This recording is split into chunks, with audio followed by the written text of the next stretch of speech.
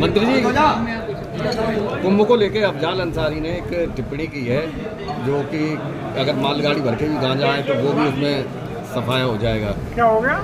अफजाल अंसारी ने एक कुंभ को लेकर टिप्पणी की है कि वहाँ सब गंजड़ी भंजड़ी ऐसे लोग आते हैं, अगर एक मालगाड़ी भर के भी अगर गांजा आता है वो भी वहाँ साफ हो जाएगा।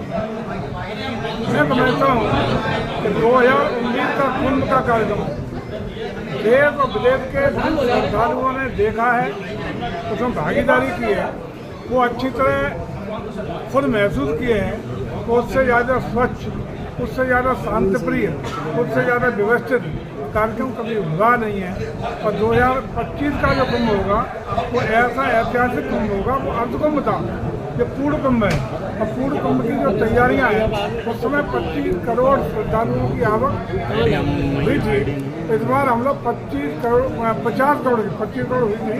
50 करोड़ की श्रद्धालुओं की आवक के दृष्टिगत सारी व्यवस्थाएं, सारी तैयारियां, सारी सुविधाएं व्यवस्थित करने का काम कर रहे हैं। इसके लिए न सिर्फ हमने तात्कालिक बल्कि पिछले वित्तीय वर्ष से ही बेटी व्यवस्थाओं से लेकर सारे चाक चौबंद व्यवस्थाओं के लिए अलग अलग प्रशासनिक अधिकारियों को जिम्मेदारी देने का काम किया है।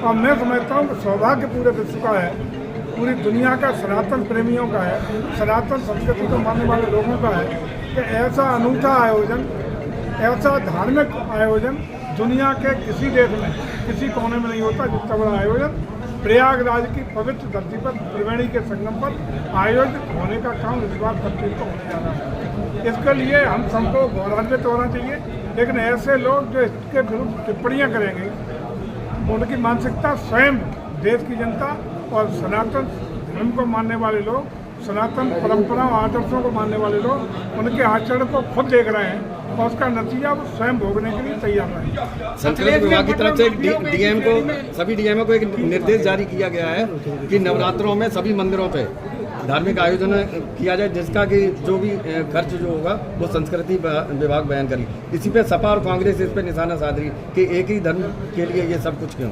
देखिए, जिला पर्यटन और संस्कृति परिषद के माध्यम से उत्तर प्रदेश के सभी 75 जिलों में शारदीय नवरात्रि के पावन अवसर पर सभी प्रतिष्ठित मंदिरों पर हम लोगों ने नवरात्रि के 9 दिन में तमाम धार्मिक आयोजन करने का हमारी ये मिशन शक्ति है, उसके अंतर्गत निर्णय लिया है।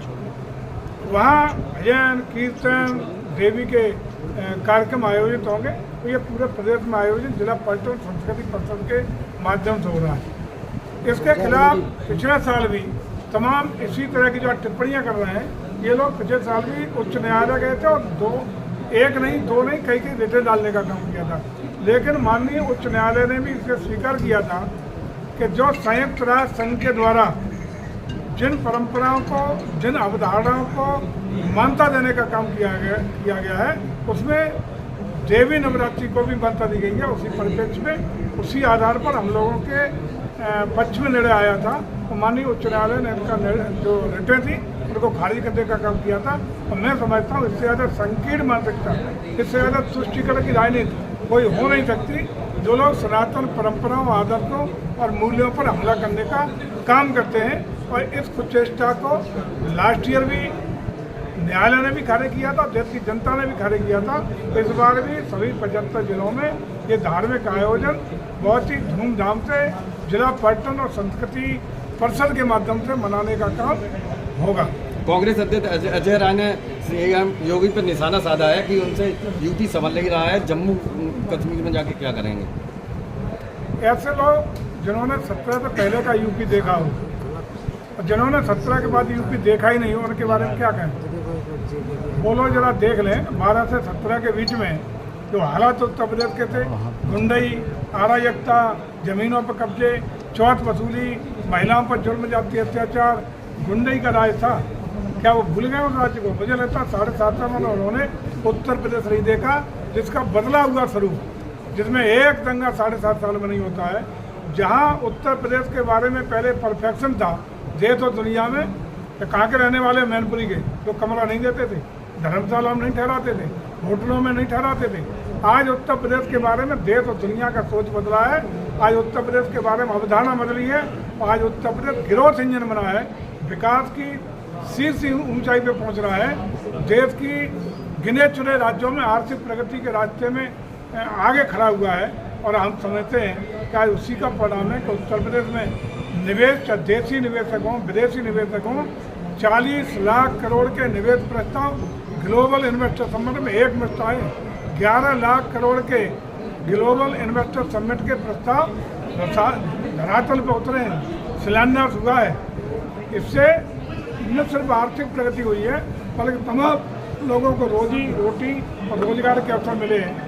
युवाओं को एक प्लेटफॉर्म मिला है, स्वयं रोजगार के अवसर बढ़े हैं और उत्तर प्रदेश हिंदुस्तान का ग्रोथ इंजन बन रहा है कि हम सब के लिए गौरव की बात है। करैल में अभी डिप्टी सीएम का एक प्रोग्राम हुआ था जिसमें कि 2-3 लोगों ने अपनी समस्या बताने का प्रयास किया था। उसमें 69,000 भर्ती के भी कुछ लोग थे, लेकिन पुलिस ने उल्टा उन्हीं का चालान कर दिया शांति भंग में। देखिए, लोकतंत्र में हम सब लोग जन समस्याओं में बैठे, सुबह से बैठे हम 9 बजे से यही सुन रहे हैं, एक एक आदमी को सुनते। सभी हमारे नेता जनता के प्रति जवाबदेह हैं, जनता की समस्याओं के समाधान के लिए पूरी तरह प्रतिबद्ध हैं, लेकिन उसका भी एक सिस्टम होता है, एक तरीका होता है। उसको एडॉप्ट करते हुए सुख शांति से हम लोग बैठते हैं, सुनते हैं और यथासंभव समाधान का प्रयास करते हैं। हमारे चाहे डिप्टी सीएम साहब हों या अन्य कोई मंत्री हों या अन्य चुने हुए सभी जनप्रतिनिधि हों, सभी लोग जनता के प्रति जवाबदेही को महसूस करते हुए जनहित में, लोक हित में, जनता के बीच में उपलब्ध रह करके उनकी समस्याओं का समाधान। मंत्री दोनों ही डिप्टी सीएम के प्रोग्राम में ऐसे लोग पहुंचे, क्या लगता है आपको कि मतलब कभी कभी कुछ विरोधियों की रणनीति भी तो होती है कि जाके कार्यक्रम में विघ्न बाधा और सुविधाजनक स्थिति पैदा करो, ये भी तो होता है। अखिलेश का ट्वीट भी आया इसी के ऊपर आज। नहीं तो ऐसा भी तो हो सकता है। करैल की स्थिति आप नहीं जान रहे हो क्या है। करैल तमाम लोग ऐसे भी तो भेजे जा सकते हैं तो अनायास अकारण विघ्न पैदा करने का प्रयास कर रहा हूँ। दोनों ही बातें हैं।